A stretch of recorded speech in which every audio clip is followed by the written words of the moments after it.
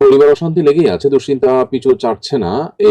এগুলো থেকে মুক্তির জন্য কি আমল করতে পারি? আপনার পরামর্শ ও দিক নির্দেশনা কামনা করছি। প্রিয় দর্শক, প্রথমত আপনি ইস্তিগফার করতে পারেন। নবী সাল্লাল্লাহু আলাইহি ওয়াসাল্লাম বলেছেন, মান লাযিমাল ইস্তিগফার জাআলাল্লাহু লাহু মিন কুল্লি হাম্মিন ফারাজা।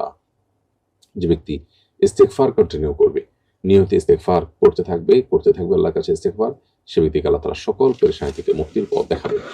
অতএব এটা আপনি করবেন। তাছাড়া নবী সাল্লাল্লাহু আলাইহি ওয়াসাল্লামের শিখানো একটি দোয়া আছে, হযরত মালিক রাদিয়াল্লাহু আনহু বর্ণিত হাদিসে সহিহ বুখারীতে বর্ণিত হয়েছে যে নবী সাল্লাল্লাহু আলাইহি ওয়াসাল্লাম আল্লাহর কাছে দোয়া করতেন, আল্লাহুম্মা ইন্নী আউযু বিকাল হাম্মি ওয়াল হাযান। আল্লাহ আপনার কাছ থেকে দুশ্চিন্তা এবং পেরেশানি থেকে পানাহ চাই।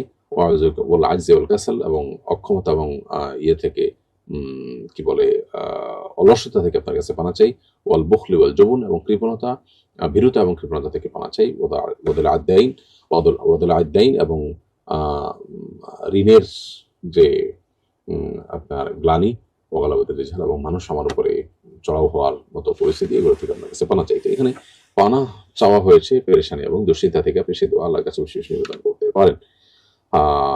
এর বাইরে দ্রুত মানুষের দুশ্চিন্তা দূরের কারণ আরো অনেকগুলো আমল আছে, যেগুলো আপনি নিয়মিত করতে পারেন। আর পরিবার ও সন্তানের পেছনে অনেক সময় রুগী রিলেটেড ইস্যু থাকে। বাসায় শয়তান প্রবেশের রাস্তাগুলো বন্ধ করেন, এবং সকাল সন্ধ্যা দোয়াগুলো ঠিক মতো পড়েন নিয়মিত সবাই, এবং শয়তানের মাদাখিলগুলো, প্রবেশদ্বারগুলোকে বন্ধ করে দিন। ইনশাআল্লাহ বিদিনা আল্লাহ তাআলা হেফাজত রাখবেন। প্রয়োজনে কোনো রাখি শরণাপন্ন হতে পারেন শরঈ রুকিয়ার মাধ্যমে। ইনশাআল্লাহ এই ধরনের সমস্যার সমাধান পেতে পারেন।